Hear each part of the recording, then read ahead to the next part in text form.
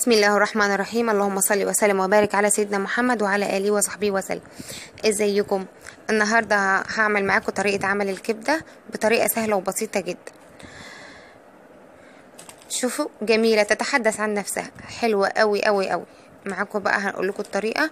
انا معايا هنا مقطعة كبدة وكوز القلب، يعني انا مخليه تسويتهم واحدة، ان الكبدة تقطيعتها كبيرة شوية عن كوز القلب، و بالشكل ده انا بوريكم هنا تقطيعة الكبدة اكبر شوية من تقطيعة كوز القلب. ومعايا هنا بهارات، معايا توم مهروس، وكمون وكزبرة، 7 بهارات، فلفل اسود وملح مشكل وروزماري وقرفة. البهارات اللي انتوا تحبوها، بس هي دي البهارات الحلوة اللي بتبقى جميلة في الكبدة، والكبدة بتحب الكمون جدا. معايا هنا قرن فلفل حامي وقرن فلفل بارد، وخل طبعا حاجة اساسية في الكبدة. هقول لكم انها طريقة سهلة قوي قوي ومن غير اي افتكاسات. اول حاجة نعملها، اقول بسم الله، نحط 3 معالق خل على الكبدة.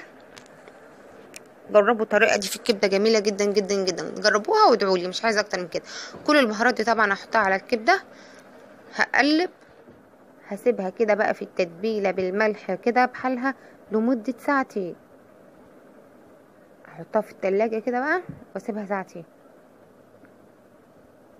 تلاقيها اتتبلت وجميلة.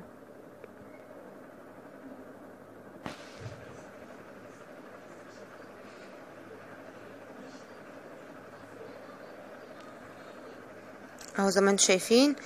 بعد ساعتين بقى، طاسة بقى فيها معلقة سمنة، معلقة زيت، معلقتين زيت، اللي تحبيه واللي تفضليه، بس الطاسة تكون الزيت اللي فيها سخن جدا جدا جدا. انا عايزة ادي للكبدة صدمة، مش عايزاها تنزل مية خالص، وهي الكبدة ما بتاخدش سوا على النار.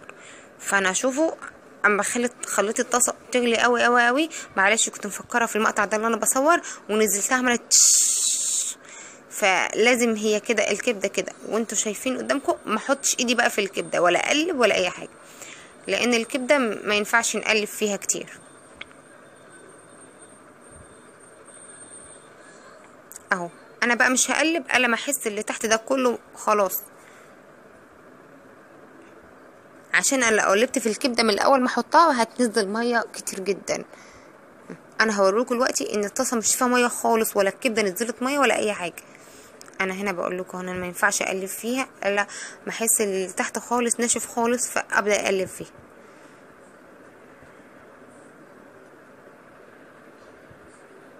شايفين الطاسه بتاعتي اهو، مفيش فيها ميه ولا اي حاجه. كبده لا نزلت ميتها ولا اي حاجه، والتتبيله جميله وتحفه. طريقه سهله جدا، يعني 5 دقايق وهتعمليها.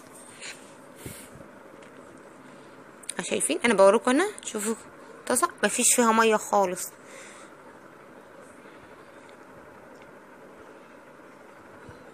تقلبوا كده بسم الله. خلاص بقى انا بدات الكبده عندي خلاص، عارفه ان مش هينزل لها ميه، فبدات تقلب بقى اللي تحت فوق كده واللي فوق تحت.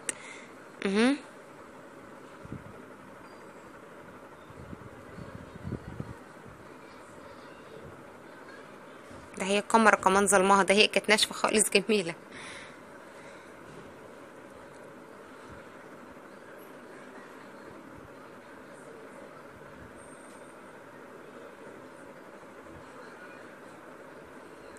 خلاص هي الكبده متاخدش وقت على النار.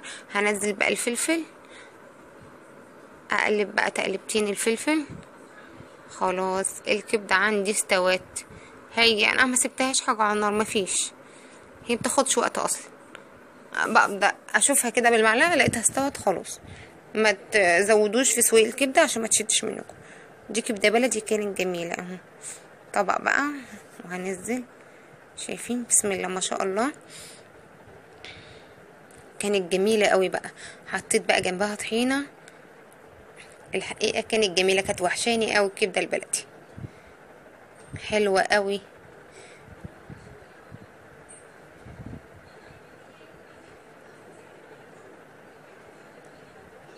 خطيره خطيره، كانت جميله قوي. شايفين انا هنا بوريكم من قريب.